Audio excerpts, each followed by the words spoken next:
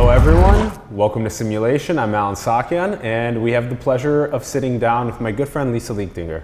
Hello. Hi Alan. So nice to have you. It's a pleasure to be here. It's a very short little... You don't shake hands with women on Women's Day? Thank you. It is, Happy Women's Day. So this is going to be a little shorty. We're going to talk a little bit about emotions, behavior, a little bit about our future with machines. We'll do that for a little while. We have another live stream coming up in about a half hour, so it'll be fun as well. So Lisa, maybe talk to us a little bit about your background, why you find it so interesting to be involved in this space. Sure, I'd love to.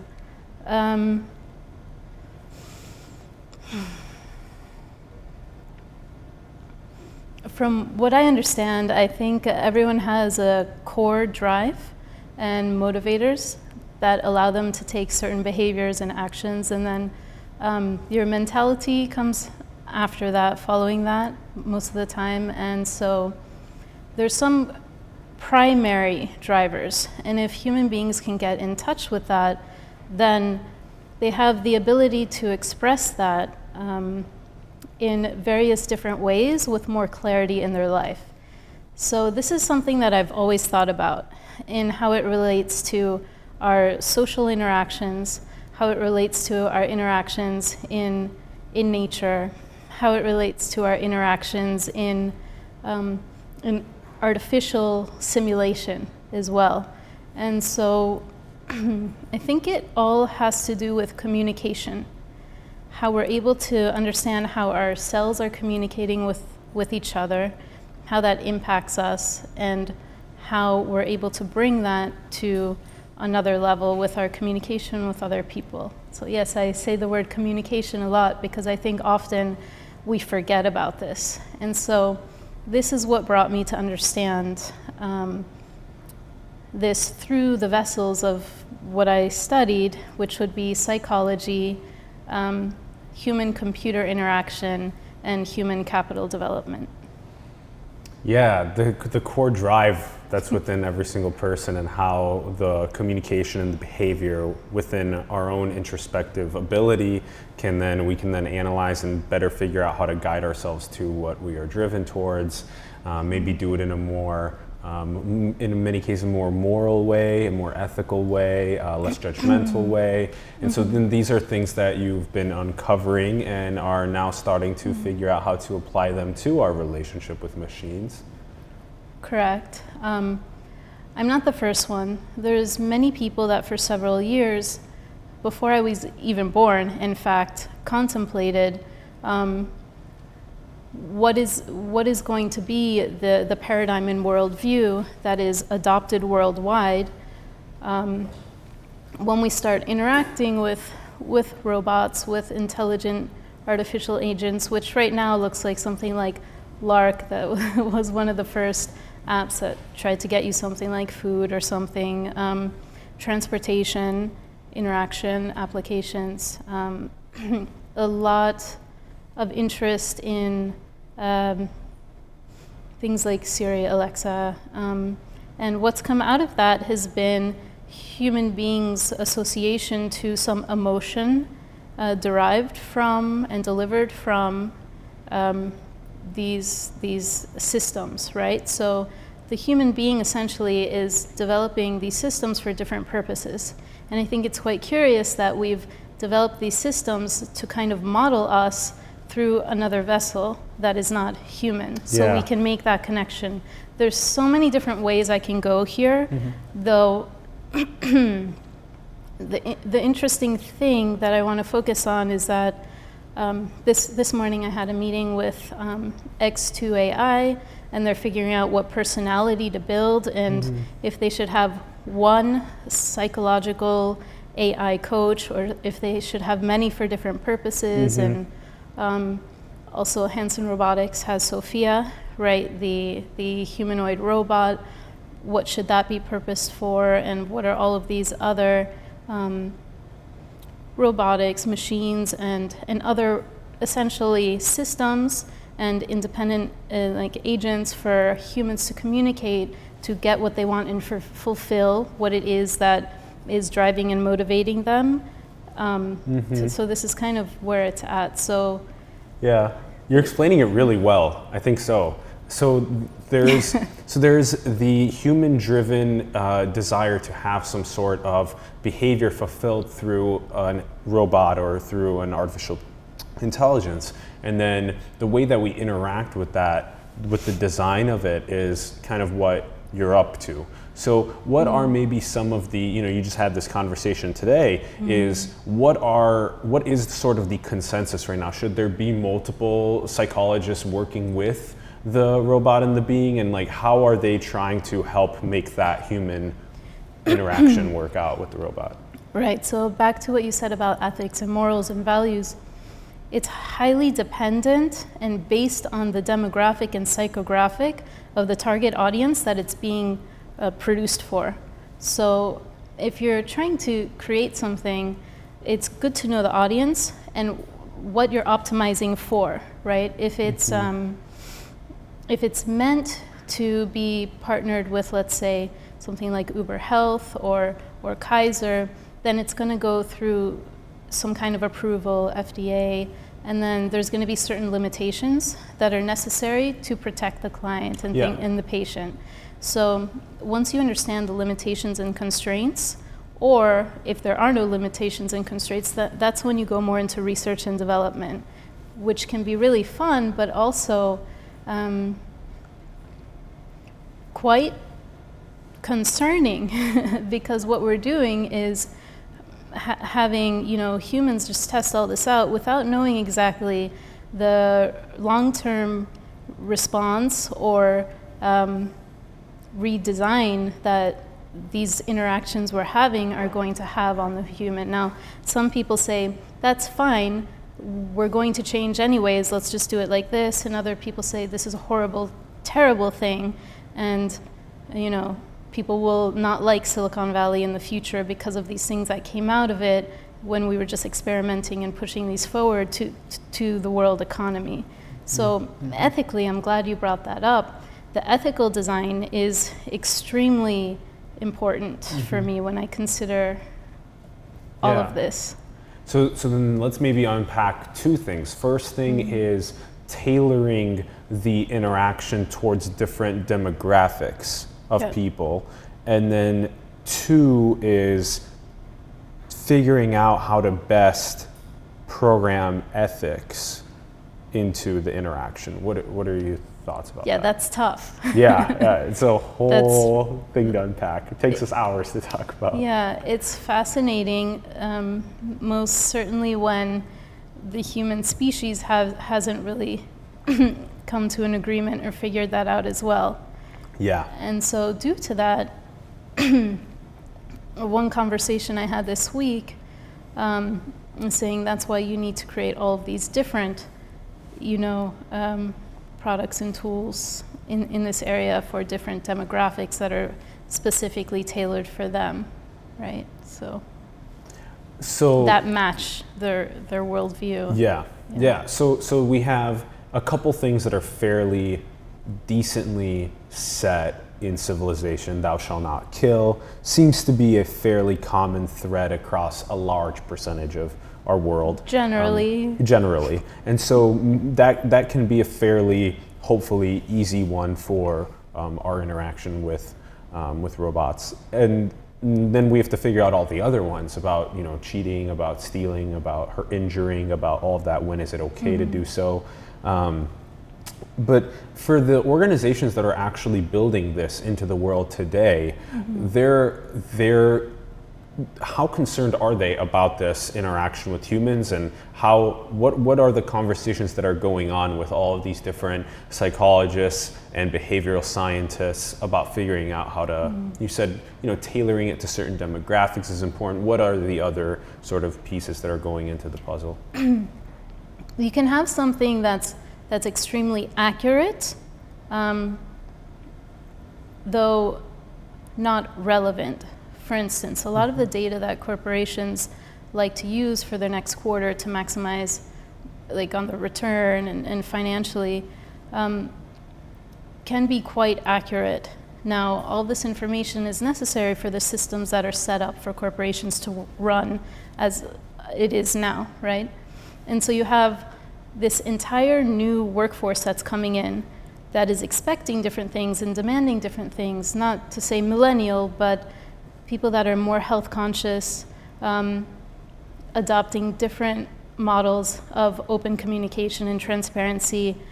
And it's in fact unavoidable given the tools that we're using for communicating in business. And so when you're optimizing for getting a very accurate reading, right, it's not always relevant, because what is relevant are all of these new intangibles that we don't know specifically how to measure.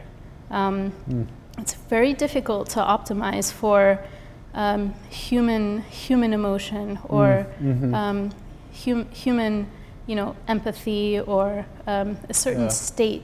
You have trait specific, we have personality tests, right?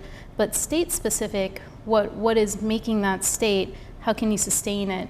And how does that help us in terms of our human, capital development, let's say in the workforce? Yeah. So I think a lot of the conversations that are occurring are, if we're using all of these different tools in parallel to this new generation or this new quest and desire for this optimization, even with, let's say older generations in the workforce, how are we going to smoothly introduce this new form of governments, let's say, and how are we going to do the research that's necessary to maintain integrity and equality and all of these things when people are interacting with these new systems? So a lot of it you wouldn't imagine when you're designing these different personalities, let's say, for an artificial intelligent, even chatbot that's interacting with you is, well, at what point should they ask for your information? What's the privacy and security? What's the cryptographic backing behind it? How much should the patient or client or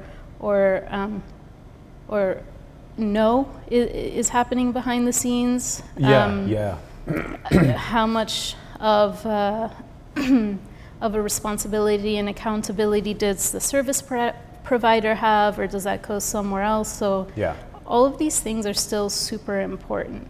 Yeah, you nailed it right there. There was like so many different things that this is a lot of what you do, is have these conversations and try and figure out how you.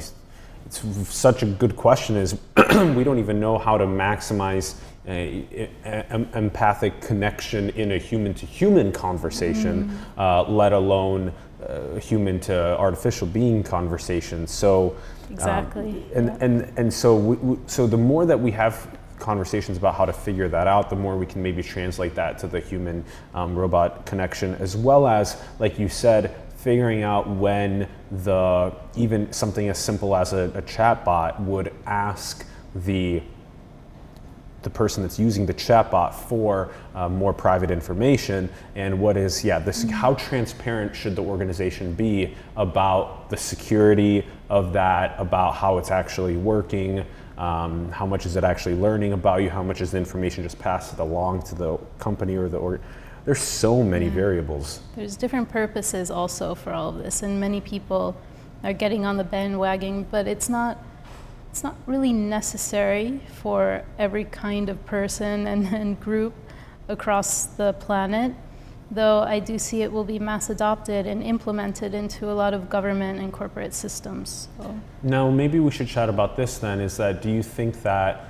an organization like Hansen or a different organization that is working with robots and artificial intelligent beings, do you think that they should be the ones that choose to structure the way that the conversation is happening between the human and the artificial intelligence, or should it be potentially a conversation at the federal level of the governments, or even at the United Nations level? Where do you think that stands? That's a really good question. I think the way it's gone so far is that subject matter experts and neuroethics, bioethics, macro games, game theory, behavioral economics. Anyone that has a good understanding of the human design and economic design, and not only that, all of the other elements that are essential. I think what it is a collection of people that can gather together and really discuss all of these different aspects. There's even, you said today's Women's Day, right? Even that, what even is Women's Day? I look like a woman, I have a sex and gender and sexual identity, right? But how we decide what a woman is, still there's no common consensus, right? So how to decide who will have, reign over what content is being delivered through a robot or avatar, or even through a human.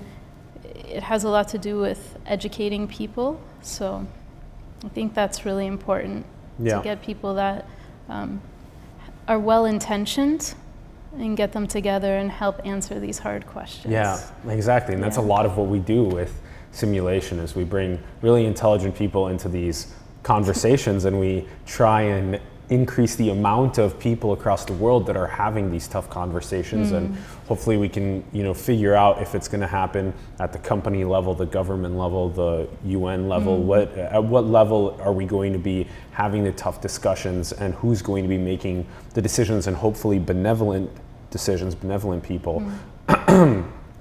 So this is also something that I think that we should chat about, especially on Women's Day.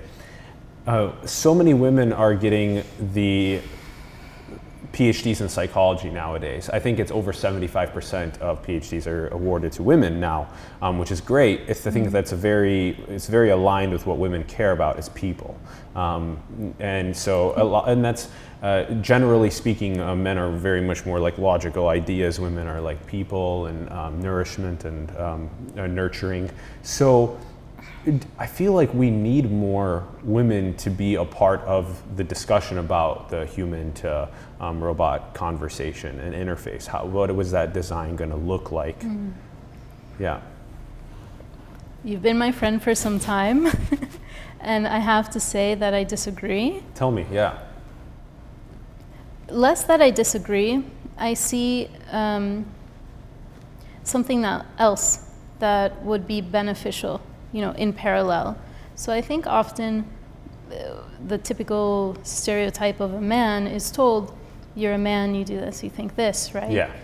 What I've seen, and I think a lot of these individuals as well, is that what's innately or inherently a female trait essentially can also live within the man. Absolutely. This tenderness, this softness. And if you look at really strong men, let's say in positions of very, very high power positions, making, really crucial executive decisions. In fact, I just met with Martin Hellman and his wife Dorothy Hellman, who were very essential in many of the strategic decisions made in different world wars and different, policy. Worldwide international policy. He is a very strong human being, and so is his wife. And you meet them, and they have this new book called The New Map or something like this, and they speak to this at great length. Not to promote them, but I adore them. Tell us about it, yeah. And they speak to the importance of a man like rekindling their divinity and tenderness as well, and then operating from that place of established, anchored stillness. So when we talk about this thing about women, yes, but also I really think it's important that what we see is happening is that men are more embracing this, allowed, at least in certain countries, not all of them. Other places still it does not allow, but let's say we're in Silicon Valley, so we'll say this, right? Very, very much embraced, but other places in the country now as well.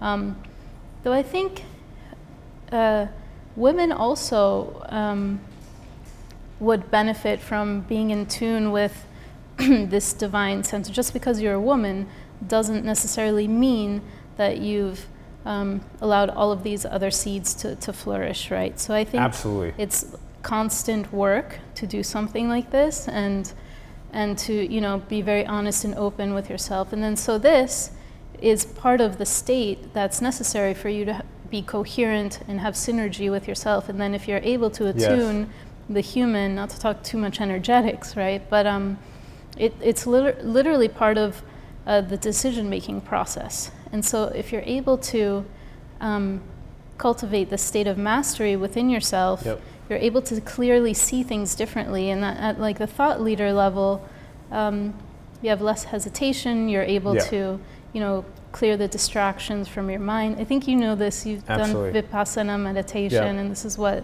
that's one tool, to train yourself like this. And so bringing it back to, women and having women more PhDs, women, I think having more PhDs or more people in academia or rigorous science that have developed the balance between themselves would allow them to see different vessels for research, in fact. So got it. Yeah. I don't know how we came to that. That was perfectly said. I think that was a really good way to explain kind of where I also am totally coming from, that same place as you. I love how you explain that. That's really on point. There's so much within us that can come to flourishing, whether it is whoever it may be, no matter what your sex or gender is. And in order to maximize our own spirit, it's important to water and flourish these different seeds within us to feel like we are being our full, authentic being. And that actually triggers a level of energy and vibes that are just unprecedented. There's no going back to overthinking what you are saying. You just flow and you just dance with it. And we'll need more of that in general inside of the conversation about the machine and human interface. And so if you have more people optimizing for this and operating at this level of clarity and functioning, imagine these are the people that are starting to think differently, that are building these tools. Exactly. Right? And that's exactly what we need. And this has been a little taste of what the conversation. I don't know where to hello. All of them. Where's the camera?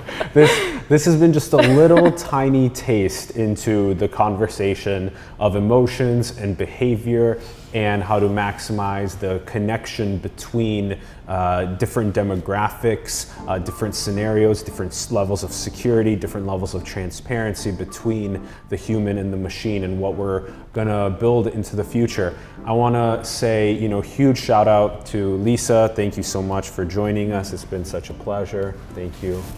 Thank you. I love her. She's amazing. I feel very grateful. She's all the way from Hong Kong, in San Francisco. She's got a big family here too that's trying to hold her back for a couple more days. So hopefully we can do something again soon. Maybe we'll get a chance to host a simulation live event. Absolutely. Yes, together. Yeah. That would be amazing. I think everyone's very interested in this conversation, so hopefully we can do that together. Shout out to Ron Vargas. Thank you for producing and directing. Guys at home, if you had a good time, like, subscribe, comment, share the content as well. We're on Patreon, get exclusive benefits for joining in with us. Thank you so much, and we'll see you again soon.